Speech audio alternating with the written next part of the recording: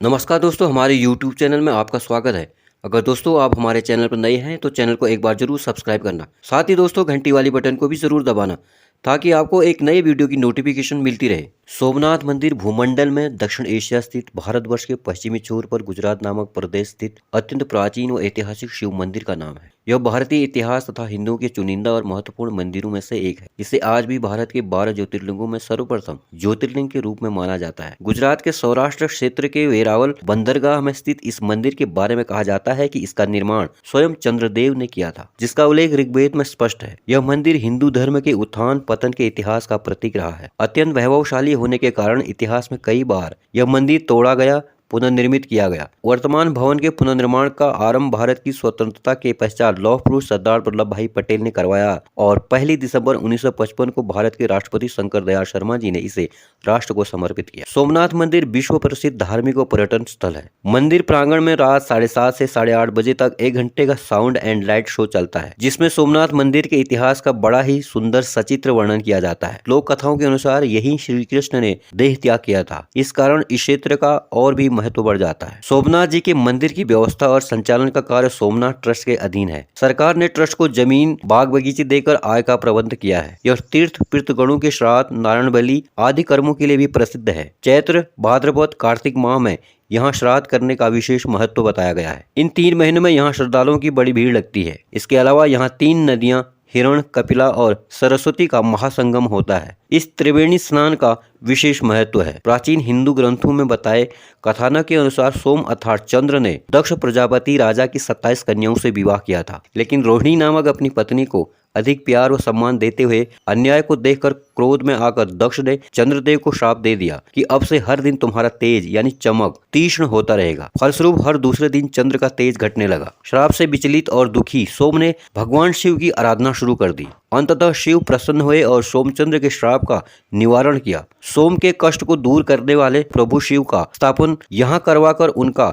नामांकरण हुआ सोमनाथ। ऐसी मान्यता है कि श्री कृष्ण भालुका तीर्थ पर विश्राम कर रहे थे, तब ही शिकारी ने उनके पैर के तलुए में पद चिन्ह को हिरण की आंख जानकर अनजाने में तीर मारा था। तब ही श्री कृष्ण ने देह त्याग कर यहीं से बैकुंठ गमन किया। इस स्थान पर बड़ा ही सुंदर कृष्ण मंदिर बना हुआ है। सर्वप्रथम यह मंदिर ईसा के पूर्व में अस्तित्व में था, जिस जगह पर द्वितीय बार मंदिर का पुनर्निर्माण 7वीं सदी में वल्लवी के मैत्रक राजाओं ने किया। 8वीं सदी में सिंध के अरबी गवर्नर जुनायद ने इसे नष्ट करने के लिए अपनी सेना भेजी। गुर्जर प्रतिहार राजा नागभट्ट ने 1815 ईस्वी में इसका तीसरी बार पुनर्निर्माण किया। इस मंदिर की महिमा और कीर्ति दूर दूर तक फैली थी। अरब यात्री अल बरूनी ने अपने यात्रा वृत्तांत में इसका विवरण लिखा, जिससे प्रभावित होकर महमूद गजनवी ने सन 1024 में कुछ 5000 साथियों के साथ सोमनाथ मंदिर पर हमला किया। उसकी संपत्ति लूटी और उसे नष्ट कर दिया। 50,000 लोग मंदिर के अंदर हाथ जोड़कर पूजा अर्चना कर रहे थे। प्राय सभी कत्ल कर दिए गए। इसके बाद गुजरात के राजा भीम और मालवा के राजा भोज ने इसका पुनर्निर्माण कराया। सन 1297 में जब दिल्ली सल्तनत ने गुजरात पर कब्जा किया तो इसे 5वीं बार गिराया गया। मुगल बादशाह औरंगजेब ने इसे पुनः 1706 में गिरा दिया। इस समय जो मंदिर खड़ा है उसे भारत के गृह मंत्री सरदार वल्लभ भाई पटेल ने बनवाया और 1 दिसंबर 1955 को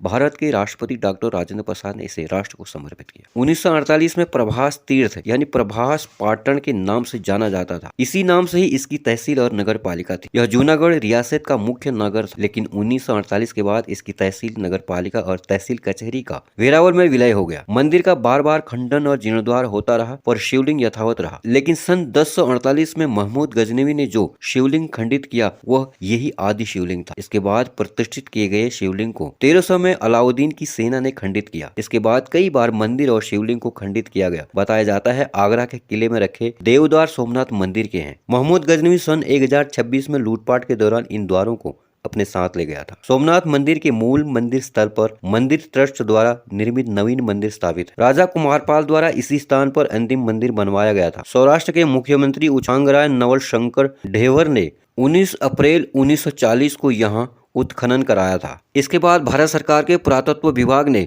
उत्खनन द्वारा प्राप्त ब्रह्मशिला पर शिव का ज्योतिर्लिंग स्थापित किया। सौराष्ट्र के पूर्व राजा दिग्विजय सिंह ने 8 मई 1950 को मंदिर की आधारशिला रखी तथा 19 मई 1951 को भारत के प्रथम राष्ट्रपति डॉक्टर राजेंद्र प्रसाद ने मंदिर में ज्योतिर्लिंग स्थापित किया। नवीन सोमनाथ मंदिर 1962 में पूर्ण निर्मित हो गया। 1970 में जामनगर की राजमाता ने अपने पति की स्मृति में उनके नाम से दिग्विजय द्वार बनवाया। इस द्वार के पास राजमार्ग है और पूर्व गृह मंत्री वल्लभ भाई पटेल की प्रतिमा है। सोमनाथ मंदिर निर्माण में पटेल का बड़ा योगदान रहा। मंदिर के दक्षिण में समुद्र के किनारे एक स्तंभ है, उसके ऊपर एक तीर रखकर संकेत किया गया है कि सोमनाथ मंदिर और दक्षिण ध्रुव के बीच में पृथ्वी का कोई भूभाग नहीं है। इस स्तंभ को बाण स्तंभ कहते हैं। मंदिर के पृष्ठभाग में स्थित प्राचीन मंदिर के विषय में मान्यता है कि यह पार्वती जी का मंदिर है।